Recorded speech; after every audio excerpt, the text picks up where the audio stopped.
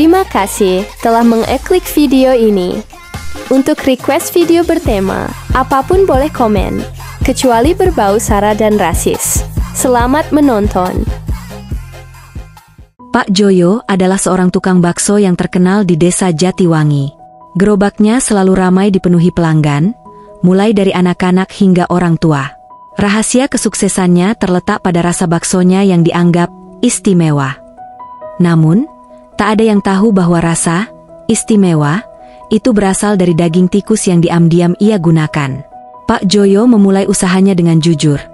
Tetapi ketika harga daging sapi melonjak tajam, ia mulai merasa usahanya merugi. Suatu malam, ketika ia membersihkan dapurnya, ia melihat seekor tikus gemuk berkeliaran. Sebuah ide jahat muncul di kepalanya. Tikus ini besar dan dagingnya banyak. Kalau dicampur sedikit dengan daging sapi, tak akan ada yang tahu. Awalnya, ia hanya menggunakan 1 atau 2 ekor tikus. Namun, setelah melihat keuntungannya meningkat drastis, Pak Joyo semakin berani. Ia mulai memelihara tikus-tikus besar di kandang belakang rumahnya. Dengan hati dingin, ia menyembelih tikus-tikus itu dan mencampur dagingnya ke dalam adonan bakso. Namun, setiap perbuatan buruk memiliki konsekuensinya. Dan bagi Pak Joyo, azab itu datang dengan cara yang perlahan namun mengerikan. Semua dimulai ketika pelanggan setianya, Bu Lastri, mulai curiga.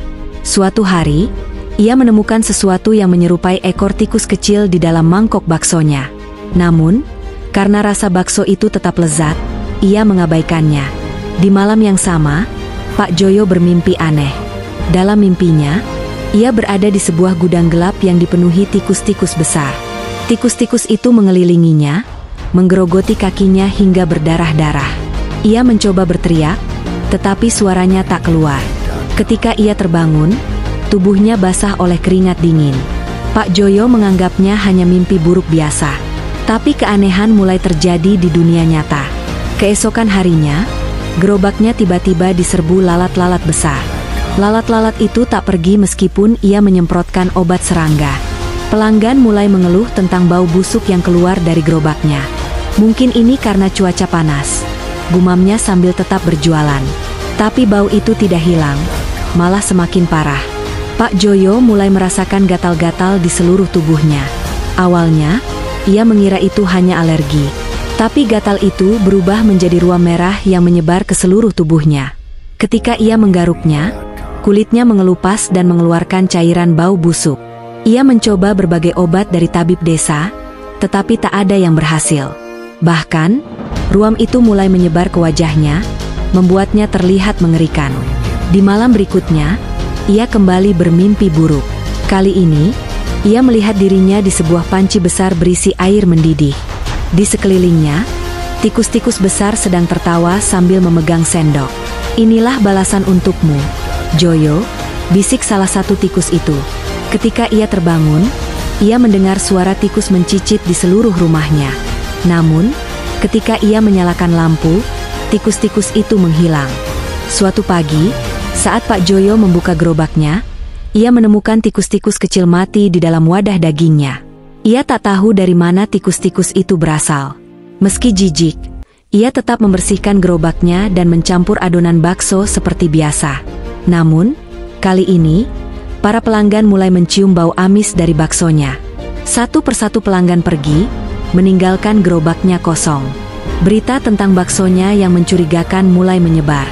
Desa Jatiwangi mulai heboh ketika Bu Lastri, yang selama ini curiga, memutuskan untuk membongkar rahasia Pak Joyo. Ia mengumpulkan beberapa warga dan mendatangi rumah Pak Joyo. Di sana, mereka menemukan kandang penuh tikus besar, alat pemotong daging yang kotor, dan sisa-sisa bangkai tikus di dapurnya. Pak Joyo tak bisa menyangkal lagi. Ia diarak keliling desa oleh warga yang marah. "Inilah hukumanmu, Joyo. Kau memberi makan kami daging tikus," teriak mereka. Setelah kejadian itu, suatu malam, warga menemukan Pak Joyo tewas di rumahnya. Tubuhnya dikelilingi tikus-tikus besar yang sedang menggerogoti dagingnya. Anehnya, tak satu pun tikus itu melarikan diri ketika warga datang. Desa Jatiwangi kembali tenang setelah kematian Pak Joyo. Namun, kisahnya menjadi legenda yang diceritakan turun-temurun. Rumahnya dibiarkan kosong, dan warga percaya bahwa tempat itu telah dikutuk. Moral dari cerita ini sangat jelas.